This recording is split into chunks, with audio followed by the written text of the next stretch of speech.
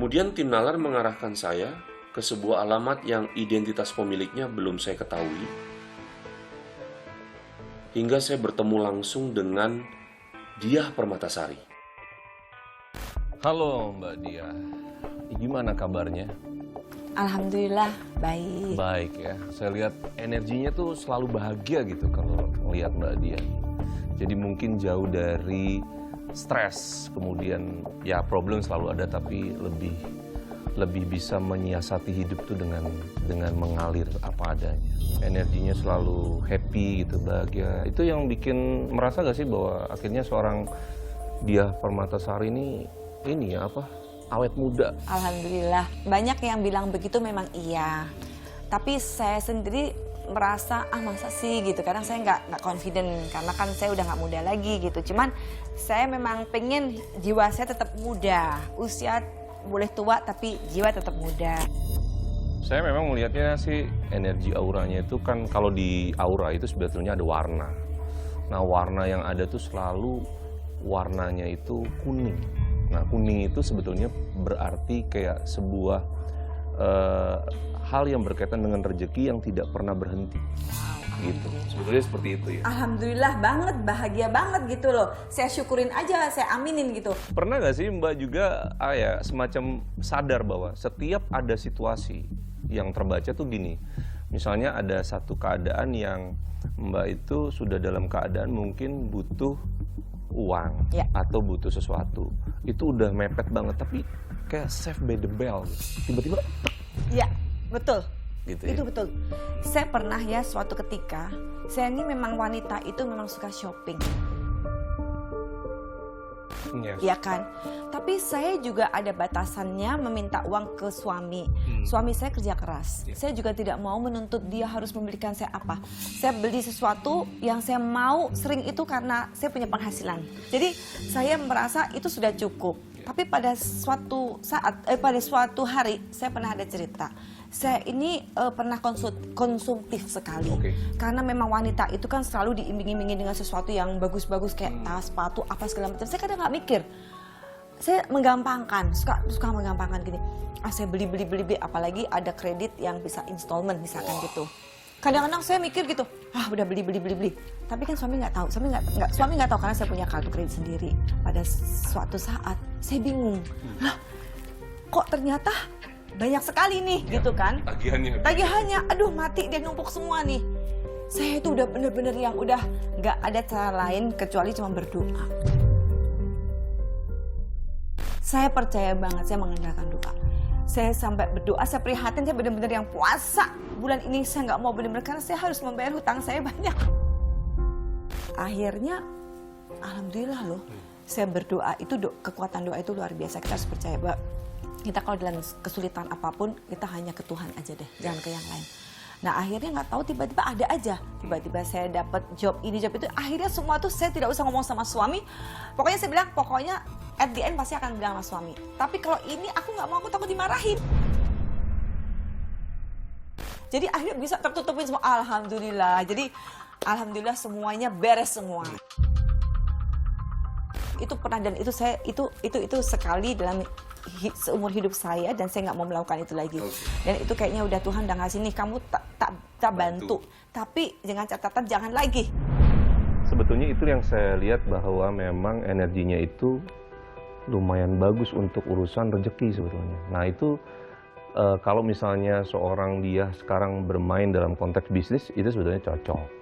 Pas, jadi tinggal bermainnya nanti memaksimalisasi yang ada kemudian dikembangkan. Jadi waktu pertama kali saya berjumpa dengan seorang Diah Permatasari, saya melihat energinya luar biasa kuat sekali, yang kaitannya memang warna auranya itu kuning, dan itu berkaitan dengan rezeki, kemudian hal-hal yang berkaitan dengan lancarnya hal yang kaitannya dengan kehidupan dirinya, sehingga itu boleh dibilang rezekinya selalu melimpah.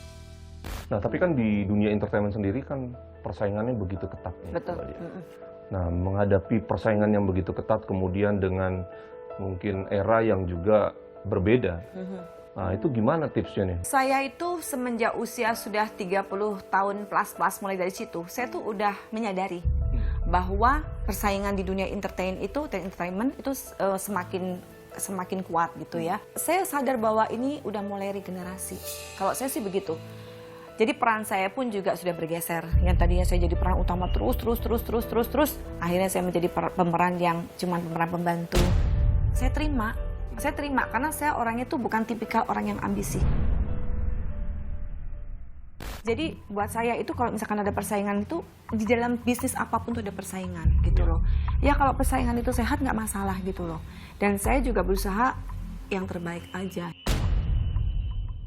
Menghadapi satu situasi di mana ada yang iri atau mungkin ya tidak terlalu suka sehingga persaingannya menjadi tidak sehat gitu. Gini, saya pernah ada pengalaman waktu itu saya udah sign kontrak loh. Saya udah sign kontrak di satu PH untuk memerankan peran utama pada saat itu. Tiba-tiba peran saya diganti dengan pemain yang memang udah selevel saya juga gitu. Saya nggak kaget gitu kan, tapi saya nggak marah nggak apa. Ya saya terima aja, padahal udah ditentukan syutingnya kapan. Itu langsung diganti pemainnya, saya nggak ngerti.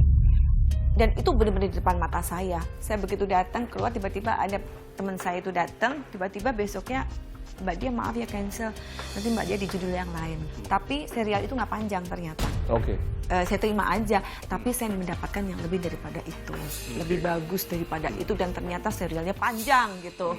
Kalau saya sih lihat sebetulnya begini, pada saat itu memang Mbak Dia ini kan lebih cenderung untuk lebih kepada kemampuan, skill. Yeah. Jadi yang dilakukan adalah skill. Tidak dilakukan dengan cara-cara yang mungkin ya tadi kedekatan secara personal dan lain-lain. Yeah. Nah, itu saya lihat memang yang terjadi adalah sepertinya Mbak Dia kalahnya di situ tuh, saya lihat. Jadi ada situasi-situasi yang lebih ke personal akhirnya terkat di situ. Iya, betul. Gitu ya. Jadi saya membacanya pada saat itu seorang Dia juga sebetulnya udah bisa membaca nih ya, kayaknya sepertinya ada sesuatu kong kali kong Iya, situasi betul. yang Oh, seperti iya, itu iya. ya. Saya ini memang orangnya tuh bisa dibilang terlalu polos zaman dulu.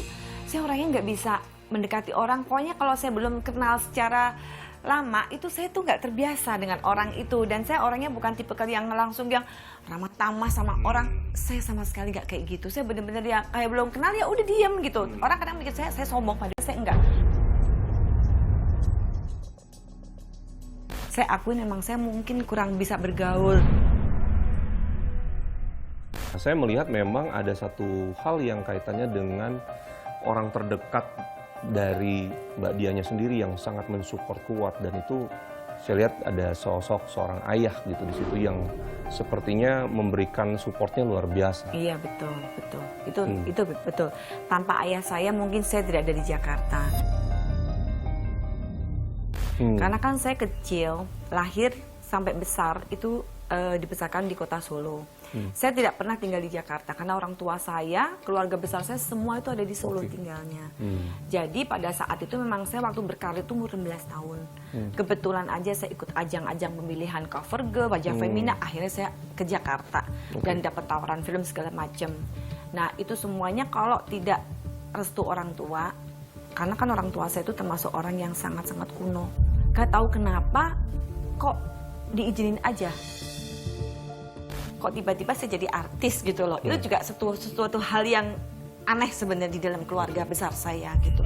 Tapi karena kekuatan orang tua saya ini memberikan saya dukungan yang sangat-sangat banget, jadi akhirnya saya bisa sampai sekarang ini. Cuman sayangnya memang saya itu tidak terlalu lama dekat dengan orang tua saya. Semenjak saya SMA, saya langsung kuliah di Jakarta, berkarir. Otomatis hubungan saya dekat itu cuma sampai di SMA aja, sama apalagi bapak saya ya, sampai akhirnya meninggal. Saya sedih sekali. Jadi pada saat itu usia bapak saya masih tergolong muda. Bapak saya itu waktu meninggal usia 58. Nah, pada saat itu saya lagi syuting di Jakarta. Pas saya lagi syuting, saya dapat kabar bapak saya kena serangan jantung. Saya selalu bilang, andekan gitu loh. Andekan saya kesana lebih cepat. Andekan itu nggak dikasih obat itu. Sampai satu nelfon dokternya. Dok, kenapa papa saya itu dikasih obat itu? Katanya. Karena obat itu justru memicu dia semakin parah gitu. Itu nyeselnya itu bertahun-tahun, saya ada 3 tahun.